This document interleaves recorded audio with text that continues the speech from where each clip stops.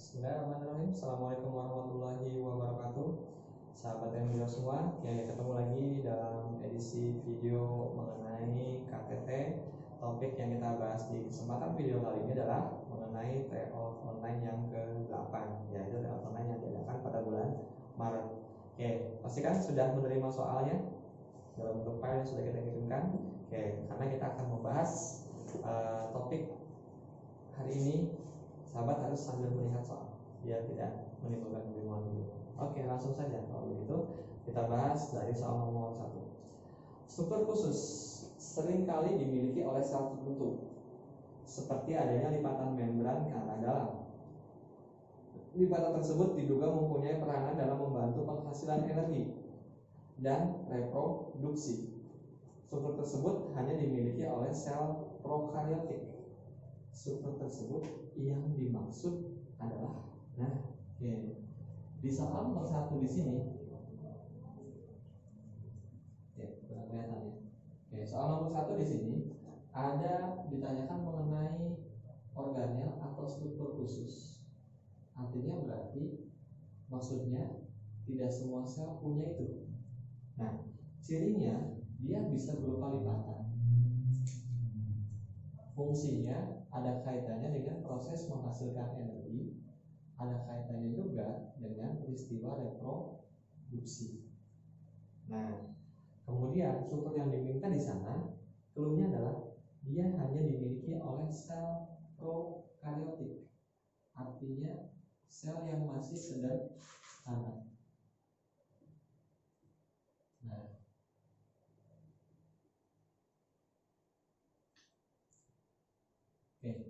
kalau struktur pada sel yang menghasilkan energi secara umum, pasti sahabat kalau ditanya bisa menyebutkan organelnya apa?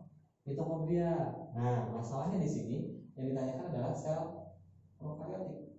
Sel prokaryotik sendiri tidak punya mitokondria, gitu ya. Nah, jadi soal nomor 1 dicari organel yang fungsinya analogi dengan mitokondria, penghasil energi, tapi pada sel prokaryotik. Tadi mitokondria coret ya, salah. Ribosom juga tidak ada kaitannya, meskipun sel prokaryotik punya ribosom. Ya, yang sel prokaryotik tidak punya itu karena dibilang sederhana tadi ya, saya kasih tanda minus artinya nggak punya. Dia tidak akan punya organel yang kompleks. Tidak punya retikulum, endoplasma, tidak punya juga badan Golgi, kemudian tidak punya juga mitokondria. Selain itu, sel prokaryotik juga tentunya secara definisi dia tidak punya karyoteka, tidak punya membran inti. Jadi tidak punya membran inti, tidak punya 3 organel yang kompleks ini juga. Nah, yang ditanya adalah organel pengganti mitokondria di sel prokaryotik. Kalau gitu apa dong penggantinya untuk bikin energi? Nah, kalau gitu mungkin sahabat akan menebak antara mesosom atau endospora. Tapi yang masih ingat detail sebelumnya, endospora adalah struktur pelindung pada kelompok bakteri. Pelindung ya, ketika kondisi tidak memungkinkan. Jadi kesimpulannya, jawaban yang tepat di sana bukan endospora, tapi mesosom. Inilah organel yang fungsinya menggantikan peranan dari mitokondria, karena sel prokaryotik tidak punya mitokondria. Baik, kita lanjutkan ke soal berikutnya. Soal nomor 2. Fermentasi merupakan bagian dari respirasi yang umumnya berlangsung secara anaerobik. Berikut pernyataan yang tidak benar berkaitan dengan fermentasi asam cuka. Nah, kita selama ini akrabnya dengan fermentasi alkohol. Tapi yang di sini ditanyakan adalah fermentasi asam cuka. Apa kaitannya? Ada kaitannya atau tidak nih antara fermentasi alkohol dengan asam cuka? Ternyata fermentasi alkohol sendiri bahannya adalah glukosa. Ini kita bisa dapatkan dari glukosanya dari beras, dari ketan, dari singkong, atau dari misalnya sari anggur ya. Nah, sehingga nanti produknya alkoholnya tadi jadinya wine, sake, dan yang lain-lain ya. Jadi prinsipnya fermentasi alkohol itu bahannya yang penting dia mengandung glukosa. Kita gunakan ragi atau saccharomyces cerevisiae. Penyimpangannya macam-macam. Ada yang berbulan-bulan, ada yang sampai berpuluh-puluh tahun gitu ya, seperti wine yang diproduksi di Eropa. Itu prinsipnya sebenarnya sederhana gitu. Nah, jadi glukosa sampai jadi etanol, C2H5OH plus CO2. Jadi ada gas CO2 juga dari sana. Nah, ternyata etanol yang terbentuk dari fermentasi alkohol tadi itu bisa dilanjutkan oleh bakteri. Kalau ini yang menguraikan ragi ya, ragi tadi jamur, Saccharomyces cerevisiae. Nah, oleh bakteri ini bisa dilanjutkan menjadi asam cuka. Oke, dengan bantuan bakteri dan bantuan. Kesimpulannya fermentasi alkohol bisa dilanjut ke fermentasi asam cuka. Jadi bagi sahabat yang pernah tahu produk misalnya kayak cuka apel gitu ya, nah pada tahap awal dia difermentasi dulu alkohol oleh ragi, dan dilanjutkan oleh bakteri yang ada di sana juga, sehingga dilanjutkan menjadi asam cuka. Jadi cuka sendiri bisa dibuat secara industri dengan reaksi kimia, atau bisa juga dengan memanfaatkan bantuan mikroorganisme. Nah, sampai di sini berarti yang diminta yang tidak tepat saja. Oke, yuk kita cek ya Pak. Dapat berlangsung secara aerob. Nah, oke. Meskipun fermentasi itu anaerob di sini ya, ternyata fermentasi asam cuka itu bisa secara aerob. Ya, oke, karena bakteri yang dia ketika ada oksigen tidak masalah, tidak akan terhambat, tidak akan mati, gitu ya. Jadi bisa berlangsung secara aerob meskipun oksigennya nggak dipakai, tapi bisa berlangsung secara aerob. Berarti masih benar ya. Nah, oke. B. Memerlukan alkohol sebagai bahan, betul. Memanfaatkan ragi dan Acetobacter aceti. Di sini ragi dipakai. Kemudian bakteri Acetobacter aceti, betul juga. Menghasilkan juga air dan hasil akhir. Di sini tidak nampak ya. Hasil akhirnya juga nggak spesifik dan jelas apa. Oke, yang E. Memerlukan bahan tinggi lemak. Bahannya bukan lemak, tapi alkohol. Berarti artinya di sini yang jelas apa adalah yang E. Oke, yuk kita lanjut berikutnya. Nomor 3. Berikut penyakit yang disebabkan oleh virus ataupun bakteri yang tidak. Oke, awas ya bacanya.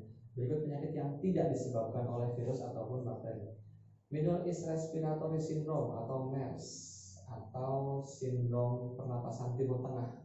Ini penyebabnya apa? MERS penyebabnya adalah virus. Sering disebut juga dengan virus MERS tadi ya. Kayak SARS, Severe Acute Respiratory Syndrome, virusnya juga sering disebut dengan SARS. Nah, oke, kemudian glaukoma. Oke, ada yang mungkin sahabat akan mengira glaukoma itu mata merah, gitu ya. Nah, beda lagi ya. Ada lagi trakoma. Nah, kalau ini glaukoma. Kalau glaukoma itu gejala langsungnya adalah tekanan bola mata yang meningkat.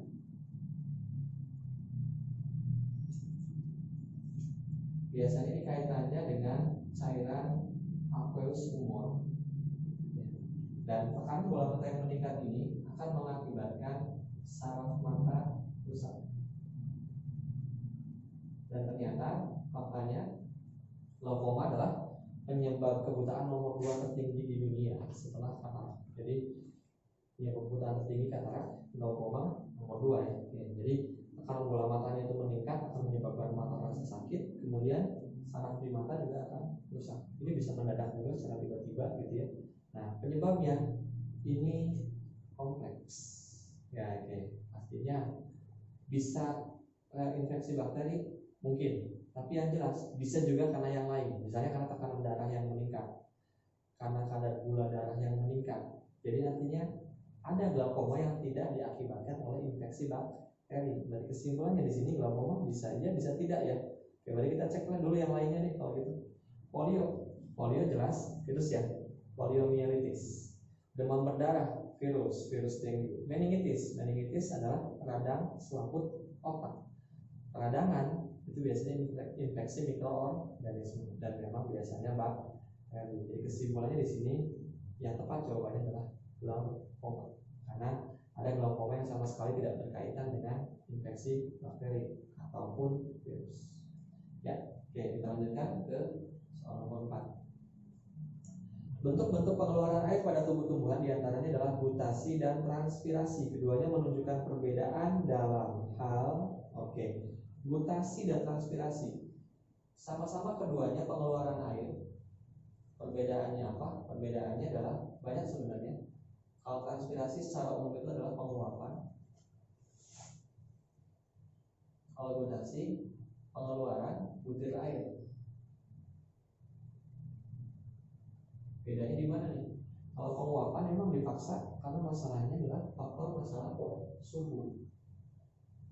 Nah, kalau pengeluaran butir air saat gutasi itu bukan masalah suhu yang tinggi, tapi permasalahannya adalah air yang diserap oleh tanaman ketika malam hari, air tadi tidak dipakai untuk fotosintesis, sehingga tumbuhan akan membuangnya kembali lewat hidatoda atau ujung daun, sehingga di pagi harinya kita sering melihat ada butir-butir air di ujung daun. Nah, butir air yang ada di ujung daun tadi itu adalah hasil peristiwa dari gutasi, jadi air yang tidak terpakai.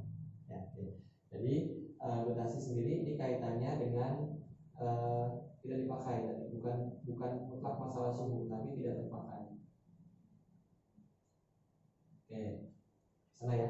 Oke, kemudian kalau gutasi tadi nongolnya dari hidatoda bermuara ke ujung daun, kalau transpirasi dari stomata, dari mulut daun. Kalau mulut daun tersebar semua bagian daun. Nah, di sini yang diminta adalah perbedaan ya, kemungkinan menunjukkan perbedaan dalam hal yang gutasi dikeluarkan melalui daun, transpirasi melalui batang. Wah, ini transpirasinya yang keliru ya. Harusnya dua-duanya sama-sama di daun. Berarti bukan perbedaannya. Yang B, stomata sebagai tempat transpirasi, hidatoda sebagai tempat gutasi. Tepat ya? Oke, berarti yang betul adalah yang B. Silakan yang C dan E nya sahabat pelajari dari penjelasan yang saya kasih tahu secara sekilas tadi. Oke, yuk kita lanjut berikutnya ke soal nomor B. Tumbuhan pinophyta dan anthophyta memiliki bagian-bagian berikut kecuali. Nah, mungkin sahabat akan bertanya istilah pinophytanya apa nih? Gitu. Ternyata pinophyta, ingat pinus ya. Nah, ini nama lain dari tumbuhan berbiji terbuka atau gimnospermae. Nah, kalau ini sudah tahu, mungkin akan banyak yang bisa jawab. Oke, karpel. Apakah itu karpel? Karpel adalah alat kelamin betina pada bunga. Jadi di sana ada putik, ada ovarium, gitu ya. Nah, itu adalah karpel. Kesimpulannya, alat kelamin betina tadi adanya pada bunga. Tumbuhan gimnospermae apakah punya bunga? Tumbuhan gimnospermae tidak punya bunga. Sebagai gantinya, dia menggunakan strobilus. Kesimpulan di sana, di sini memang yang tidak dimiliki oleh pinophyta justru adalah karpel. Jadi jawabannya A ya. Oke. Pembuluh angkut, silam dan belum, keduanya punya. Oke. Yang lain-lain bisa sahabat lihat semuanya punya. Yang tidak punya di sini adalah karpel. Yuk, kita lanjut berikutnya ke nomor 6. Berikut yang bukan merupakan produk bioteknologi. Bukan produk bioteknologi. Protein sel tunggal. Ini adalah organisme yang bersel satu yang kadar proteinnya tinggi. Berarti kesimpulannya PST itu cirinya dia uniseluler. Kemudian proteinnya tinggi. Bisa ya? Oke. Padi transgenik tahan merem. Padi yang sudah direkayasa gennya. Oke. Memproduksi tanaman tadi ya. Oke, berarti betul. C. Bayi tabung. Betul juga. Domba cloning. Betul, bisa jawab sendiri? Betul. Bakteri penghasil somatotropin. Nah, kita lihat di sini bakteri tadi katanya dia akan menghasilkan somatotropin.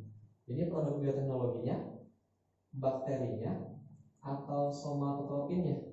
Nah, harusnya somatotropinnya bukan bakterinya. Jadi bakterinya alatnya. Produk bioteknologinya adalah hormonnya, somatotropinnya. Oke. Jadi kesimpulannya di sini yang bukan, yang tidak tepat adalah yang E. Kita lanjutkan berikutnya ke soal nomor 7. Budidaya rumput laut dan alga akuatik seringkali dilakukan karena memiliki nilai ekonomi yang cukup baik. Hal ini tidak dapat dilakukan pada daerah. Oke, yang namanya rumput laut itu adalah produsen atau makhluk hidup yang autotrof. Berarti artinya dia butuh cahaya. Berarti dia bisa tumbuh di tempat selama dia masih mendapatkan cahaya. Di tempat yang tidak ada cahayanya tidak bisa. Nah, oke. Di sini kita lihat ada nama-nama zonasi perairan di sini. Manakah? Berarti kita cari yang dia tidak bisa ditembus oleh cahaya. Secara urutan, sebenarnya mungkin sudah di kelas, tapi bagi yang lupa diingatkan lagi singkatannya LNBA, Littoral Neritic Batial Abyssal. Oke, littoral ini cahayanya masih optimal. Neritic Batial ini masih ada, tapi mungkin remang-remang. Yang batial lebih sedikit lagi gitu ya. Nah, yang abyssal ini disebut sebagai daerah yang afotik. Artinya dia tidak dapat cahaya. Foto cahaya, afotik tidak ada cahaya. Berarti tidak mungkin dilakukan di daerah abyssal. Jadi jawabannya adalah D. Oke, kita lanjutkan ke soal nomor 8. Perhatikan peristiwa berikut. Peristiwa berikut yang dapat kita temukan pada masa pra-implantasi. Nah, apa yang dimaksud dengan implantasi dulu? Kayak implantasi berbeda dengan okulasi ya. Kalau okulasi pengeluaran ovum dari ovarium ke tuba falopi, kalau implantasi sendiri adalah tertanamnya embrio. Nah, embrionya fase apa nanti kita bisa pelajari di dalam endometrium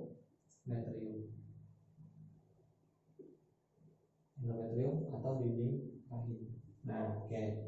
Sebelum implantasi tentunya peristiwanya adalah pasti harus melalui ovum dulu. Ovum kemudian setelah dibuahi dia akan tumbuh menjadi zigot. Ovumnya ketemu dengan sperma gitu ya.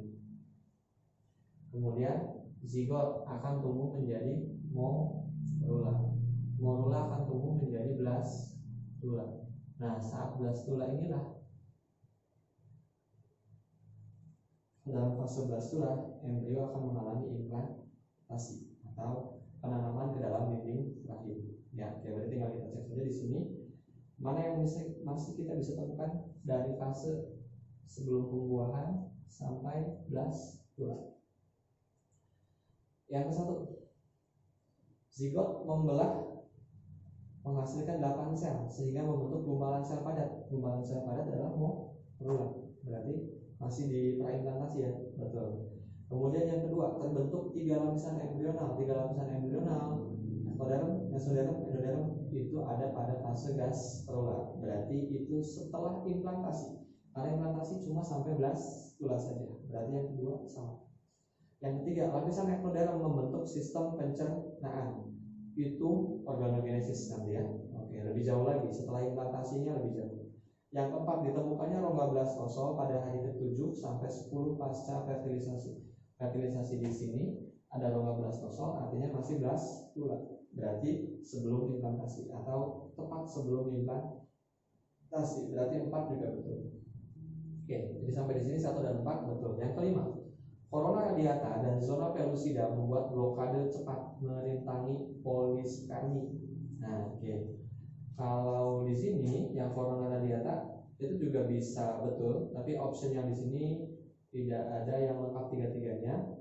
Meskipun yang kelima ini nggak spesifik juga, karena corona radiata dan zona pellucida membuat blokade untuk merintangi polispermi itu justru sebelum terjadi, setelah terjadi pembuahan.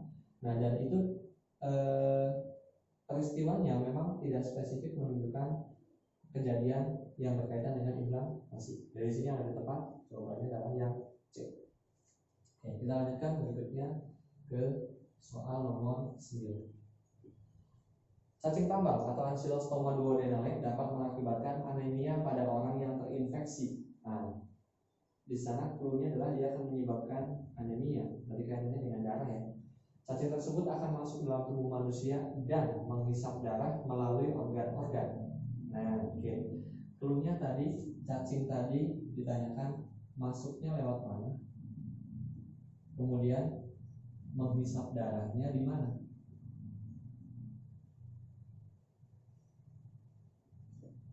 Oke. Cacing tambang itu cacing yang memang populer ditemukan di daerah pertambangan, gitu ya. Nah, dia akan menginfeksi masuk. Kita lihat di daerah pertambangan. Di sana di option ada mulut dan ada kaki. Kira-kira cacing tambang ini masuknya lewat mulut atau kaki? Nah, dari penamaannya juga kan ya, cacing tambang di sana. Berarti artinya terinfeksi banyak mungkin orang yang kerja tambang atau mainnya tambang. Kemudian ada kaitannya dengan peristiwa masuknya lewat mulut ya, oral ya, gitu ya. Jadi artinya di sini memang lewat kaki, dan memang faktanya dia akan masuk melalui kuku ya, kaki menembus gitu ya. Nah di sana. Kemudian berikutnya dia akan masuk ke dalam tubuh dan menghisap darahnya di mana? Apakah di usus atau di hati? Kita lihat. Akumulasi darah yang cukup tinggi kita bisa menemukan di hati mungkin, di usus juga mungkin. Nah, tapi yang banyak mengandung makanan di mana? Di usus. Sehingga kesimpulannya menghisap darahnya pun di usus. Nah, jadi ini cara menganalisisnya seperti itu ya. Dan nanti bisa dicek faktanya memang cacing tambang itu akan tinggal di usus untuk menghisap darah. Oke. Jadi jawaban yang tepat di sana adalah D. Kita lanjutkan berikutnya ke soal nomor 10. Para ilmuwan telah mengajukan berbagai teori mengenai asal-usul kehidupan yang muncul di bumi. Ilmuwan yang pandangannya menyatakan kehidupan berasal dari peristiwa biopoiesis. Nah, istilah ini yang akan banyak menjebak sahabat embryol semuanya. Biopoiesis. Akan ingatnya ke biogenesis. Padahal teori biopoiesis itu nama lain dari teori abiogenesis. Nah, kesimpulannya berarti tinggal kita cari tokoh-tokoh yang mengungkapkan teori atau pendukung-pendukung teori abiogenesis. Nah, yang populer yang umum siapa saja? Ada Aristoteles, ada Anthony van Leeuwenhoek, ada juga John Needham. Jadi silakan jawaban yang tepat di sana adalah B. Sedangkan tokoh-tokoh yang lainnya di sana ada tokoh biogenesis, ada tokoh teori evolusi kimia. Identifikasi mana yang biogenesis, mana yang evolusi kimia. Oke, saya lanjutkan berikutnya nomor 11. Ribosom adalah organel yang dapat ditemukan pada berbagai jenis sel, mempunyai peranan sangat penting bagi kelangsungan hidup sel. Berikut merupakan karakteristik yang tidak benar berkaitan dengan ribosom. Oke, mana yang tidak benar ya berkaitan dengan ribosom? Kita cek. Yang A, terdiri dari subunit besar 60S maksudnya 60 Schiedberg atau 50S, dan subunit kecil 40S atau 50S. Ya, oke. Jadi untuk ribosom sendiri memang dibagi dua ya, dari subunit besar, subunit kecil. Subunit besar ukurannya 60 Schiedberg atau 50 Schiedberg ya. Untuk yang kecilnya 40 atau 50. Dari kesimpulannya betul. Dapat tersuspensi secara bebas maupun berikatan dengan organ yang lain ya. Jadi ribosom tadi bisa bebas. Berarti artinya kalau dia bebas, dia sedang ada di sitoplasma. Dia juga bisa berikatan. Kalau berikatan, dia akan berikatan dengan retikulum endoplasma. RE yang berikatan dengan ribosom disebutnya nanti dengan RE kasar. Kaitkan lagi di fungsinya apa ya RE kasar. Kemudian berperan dalam translasi protein. Nah, ribosom untuk sintesis protein. Dalam hal ini sintesis protein dibagi dua, ada transkripsi, ada translasi. Transkripsi berlangsung di nukleus, translasi berlangsung di ribosom. Jadi kesimpulannya betul. Yang D, bekerja sama dengan RE berperan dalam sintesis asam lemak. Nah, apakah RE kasar ini akan berperan dalam sintesis asam lemak? Ternyata bukan, tapi kaitannya dengan transportasi protein. Justru sintesis asam lemak itu akan dikerjakan ketika RE tidak berikatan dengan ribosom, atau disebutnya dengan RE halus. Jadi dengan kata lain, sintesis asam lemak dilakukan oleh RE halus, bukan oleh RE kasar. Oke, jadi jawaban yang tepat adalah D. Kita lanjutkan berikutnya ke soal nomor 12. Pada tanaman kaktus, peristiwa fotosintesis diambil alih oleh batang ketika daunnya beradaptasi menjadi duri-duri. Sejatinya peristiwa fotosintesis tersebut diperankan oleh jaringan. Nah, jadi di batangnya tadi jaringan yang berwarna hijau. Jadi di kaktus memang daunnya biasa reduksi menjadi duri. Nah, batang dari jaringan yang warnanya hijau itu jaringan apa di sana? Oke, kita lihat di sini. Jaringan yang memungkinkan untuk menyimpan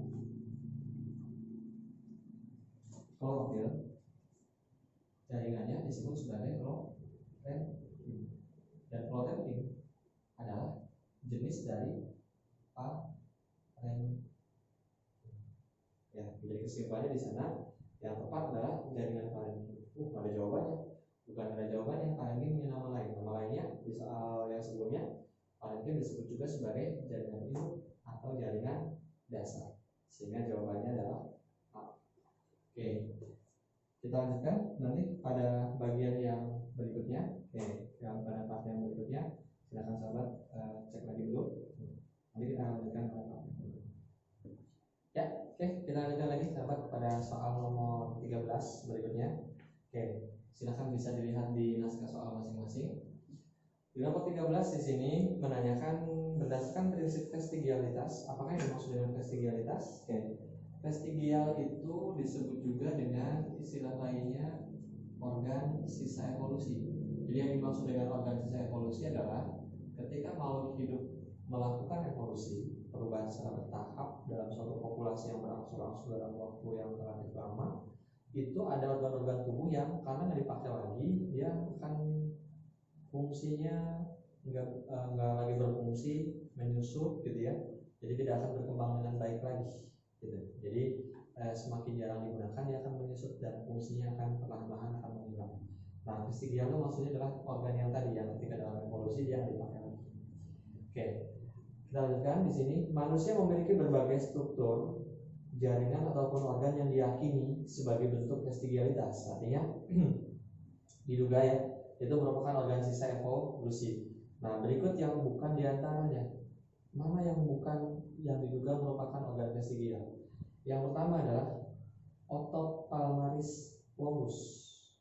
Yang mana tuh otot palmaris longus? Palma tuh palma jari tangan ya. Nah, jadi palmaris longus yang mana? Ini sahabat di rumah bisa lakukan seperti saya. Lihat di sini ada tonjolan. Kalau ada tonjolan, itu adalah otot palmaris longus. Kalau yang tidak ada, ya itu berarti tidak punya atau mengecil atau menyusut. Nah, jadi memang dalam peristiwa evolusinya otot palmaris longus itu dulunya sangat berperan digunakan untuk memanjat pohon dan meregangkan tangan. Ya, memanjat pohon atau meregangkan tangan. Nah, oke, sekarang manusia lebih cenderung atau makhluk hidup secara evolusi ya. Oke, jadi artinya tidak lagi menggunakan otot yang tadi. Gitu. Jadi nggak berfungsi lagi atau memang benar-benar menghilang. Gitu. Jadi artinya mungkin ada yang tidak ada. Gitu. Oke, berarti betul ya organ sisa evolusi. Muskulur erector filii atau sering disebut juga dengan bulu kuduk. Nah, oke, apakah itu merupakan organ vestigial? Muskulus otot, erector, ereksi artinya tegak, berdiri gitu ya. Nah, filii itu lambung. Jadi muskulus erector filii itu disebut juga dengan tadi bahasa umumnya bulu kuduk lah ya. Nah, oke.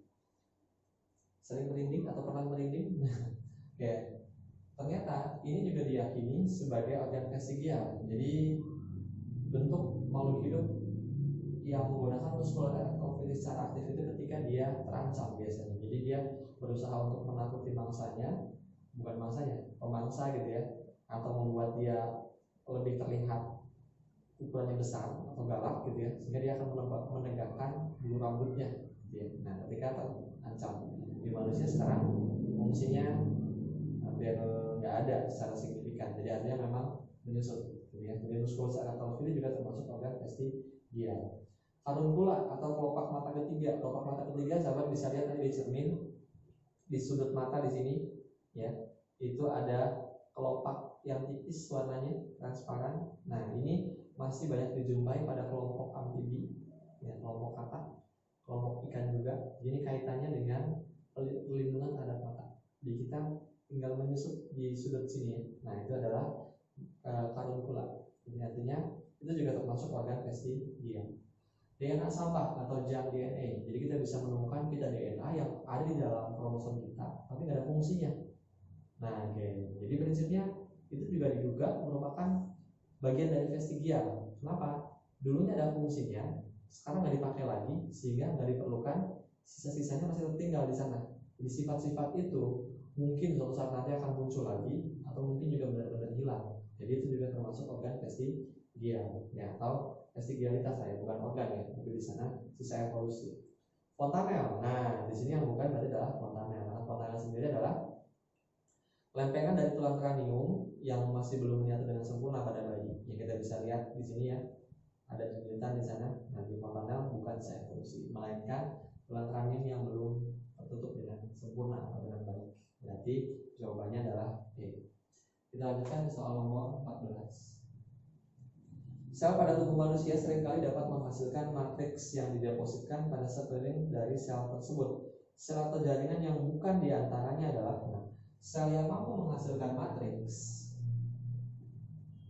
itu di tubuh hewan disebut sebagai jaringan ya, jaringan yang mampu menghasilkan matriks yang didepositkan di sekelilingnya disebut sebagai jaringan penyokong. Jadi dengan kata lain, nomor 14 ditanyakan di sini tentang jaringan penyokong, tapi yang diminta adalah yang bukan jaringan penyokong. Jaringan darah ada matriksnya. Plasma darah adalah matriks dari jaringan darah, berarti betul. Jaringan saraf akan menempel pada berbagai bagian tubuh tanpa dikelilingi oleh suatu zat atau matriks. Matriks ini kan adalah zat ya, zat khusus. Kayak tadi, sel darah dia akan larut di dalam plasma darah, matriksnya dalam plasma darahnya. Sedangkan sel saraf nggak punya ya, karena dia langsung menempel pada bagian tubuh yang lain. Jaringan ikat, nanti ada ikat padat, ikat longgar, itu ada matriksnya juga. Adiposa, matriksnya bisa berupa lemak. Tulang nanti bisa berupa kalau tulang keras atau kalsium karbonat. Jadi di sini yang bukan jaringan penyokong adalah jaringan saraf. Nanti bisa identifikasi lagi di tubuh kita mana yang bukan jaringan penyokong juga. Cari tahu. Kita lanjut berikutnya nomor 15. Dalam mekanisme respirasi eksternal, hal berikut ini yang dapat mengakibatkan udara luar masuk ke dalam paru-paru. Nah, awas prinsipnya ini berulang-ulang. Harus teliti kalau ada soal-soal pernyataan di soal tes masuk PTN. Yang namanya inspirasi, ini udara masuk ya. Kalau ekspirasi udara keluar, itu adalah proses aktif. Kenapa disebut sebagai proses aktif? Karena butuh energi. Buat apa sih energinya?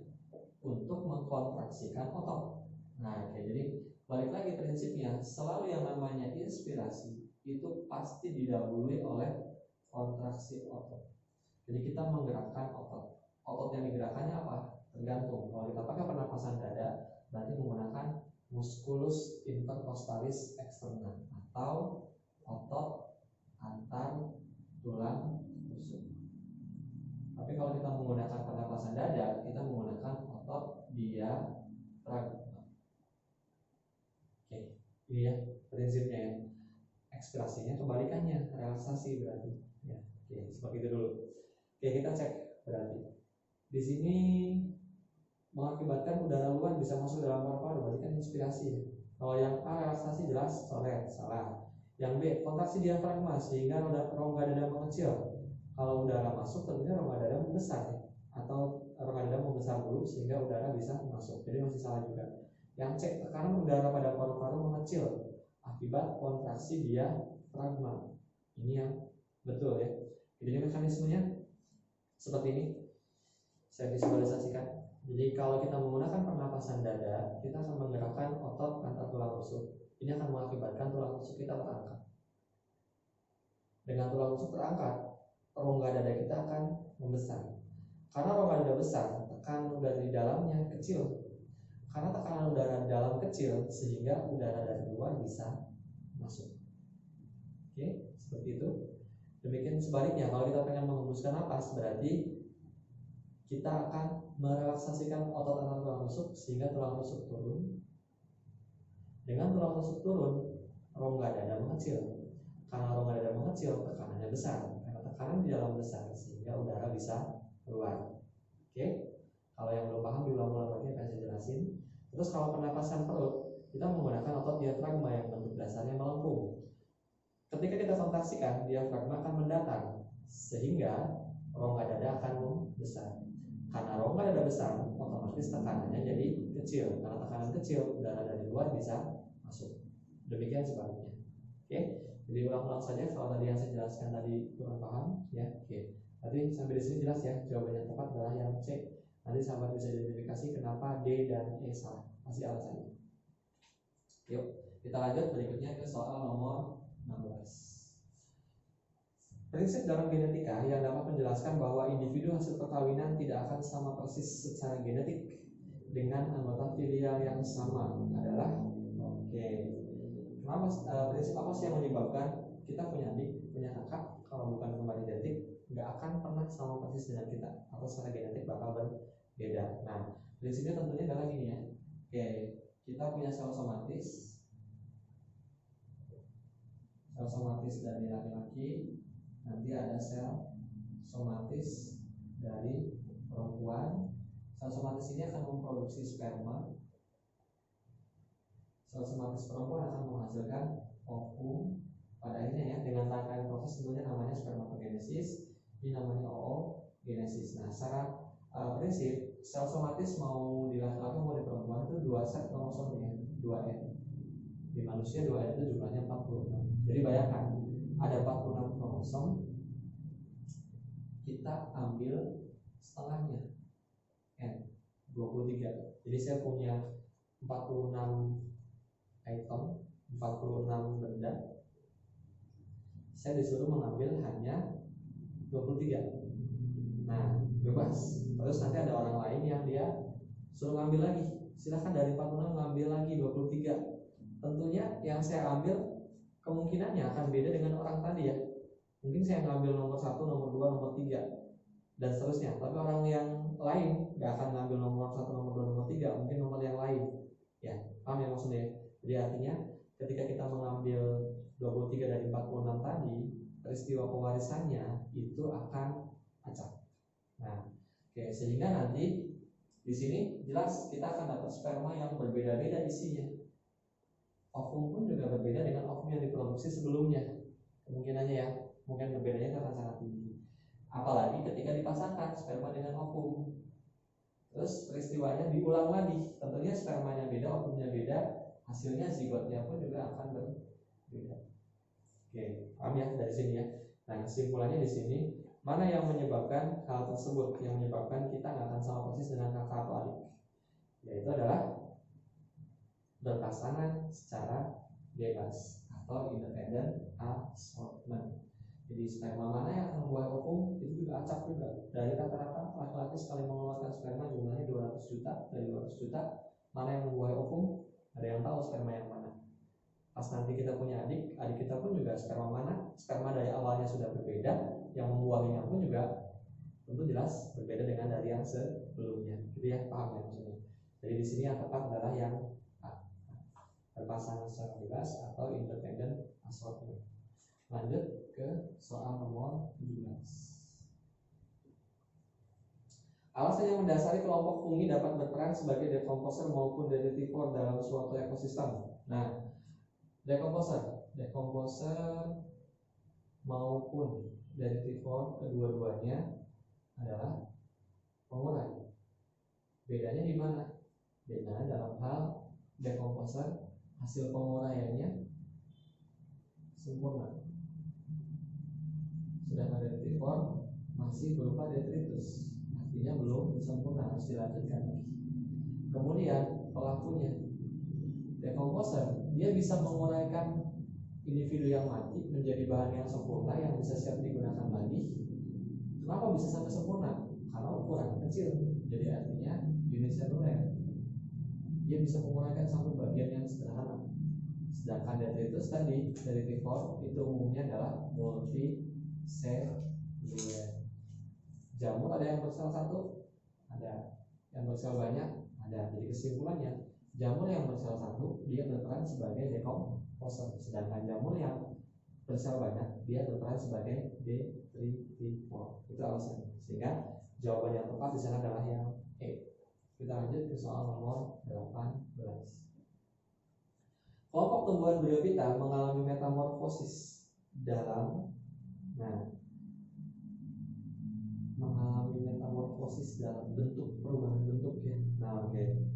kita lihat perubahan bentuk atau metagenesis dalam bentuk apa? Fase yang dominan saja berarti. Fase yang dominan dari Bryophyta, fase dominannya tentunya adalah gametofit. Ingat, kalau untuk tumbuhan paku fase yang dominannya sporofit. Sudah, itu jawabannya adalah yang ini. Lanjut nomor 19. Bagian jantung yang berperan saat terjadi sistol adalah sistol. Sistol itu adalah kondisi di mana ketika jantung menguncup atau memompa darah. Di TO yang sebelumnya sudah bisa.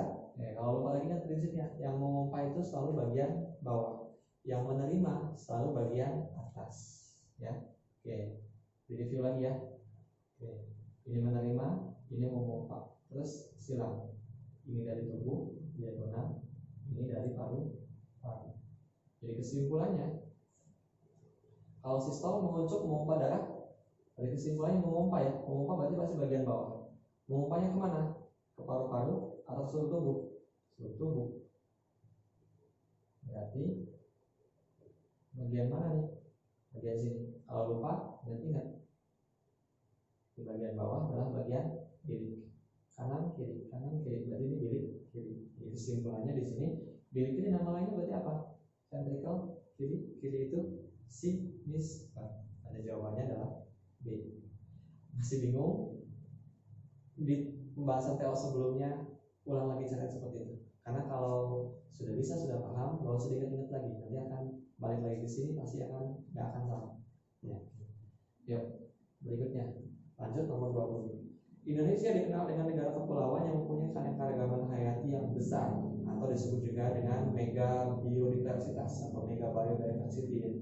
Nah, di dunia ini ada 2 negara, Brazil dan Indonesia, yang memang dijuluki dengan negara dengan keanekaragaman yang sangat besar atau mega biodiversity. Jadi artinya kita mau nemuin tumbuhan atau hewan apapun yang ada di dunia ini itu paling banyak di Indonesia sama di Brazil. Ya, di negara-negara lain apalagi daerah subtropis itu aja tanamannya, hewannya gitu. Jadi kita banyak. Nah, secara teoritis suatu pulau akan memiliki keanekaragaman hayati besar jika pulau tersebut. Nah, syaratnya biar diversitasnya tinggi, keanekaragamannya tinggi. Nah, tentunya biar keanekaragamannya tinggi, yang pertama berarti ini dihuni oleh banyak makhluk hidup, banyak jenis makhluk hidup. Berarti perlu tempat ya. Ini tempat yang luas. Kalau tempatnya sekedar sempit di sana, daya dukung lingkungannya pun juga kecil. Jadi kita tinggal di suatu pulau, kita memelihara ayam lah katakan di sana. Ayam yang tinggal di sana nggak akan bisa banyak-banyak karena tempatnya kecil. Kita mau kawinkan silang pun juga susah, tempatnya penuh. Tapi kalau tempatnya luas, kan luas. Ya, jadi secara analisis seperti itu ya. Diversitasnya akan tinggi kalau yang pertama syaratnya tempatnya luas. Oke, kemudian berikutnya, untuk memunculkan keanekaragaman yang tinggi, tentunya ini harus ada peristiwa kawin silang, gitu ya. Ada spesiasi juga. Jadi ini banyak melibatkan makhluk spesies, pembentukan spesies gitu ya. Kemudian ada faktor iklim atau cuaca yang berbeda gitu ya. Jadi selain masalah luas, dia memang harus ada kawin silang, partnernya harus banyak gitu ya. Nah, jadi kita lihat di sini ke tempat yang terpencil, terisolasi, atau yang bisa berbaur dengan banyak makhluk hidup. Tentunya yang kedua ya, yang bisa berbaur. Jadi kesimpulannya luas dan dekat daratan utama. Sebenarnya kalau kita balikin lagi sebenarnya mudah. Indonesia letaknya saja kita bisa lihat di antara daratan utama seperti Australia dan benua Asia gitu ya. Nah, kemudian tempatnya juga luas. Oke, rangkuman terakhir seperti itu. Kalau mau dianalisis seperti tadi, cukup jelas ya. Oke, jadi jawaban yang tepat di sana adalah yang B. Oke, itu saja untuk yang paket yang kedua, KTT mengenai TO yang ke-8. Ya, oke. Sampai ketemu lagi pada pembahasan-pembahasan yang berikutnya. Jangan lupa pelajari, perdalam, yang tidak paham, tanyakan. Oke. Ya, pesan terakhir, Tetap istiqomah belajar, istiqomah ibadah. Sekian, assalamualaikum warahmatullahi wabarakatuh.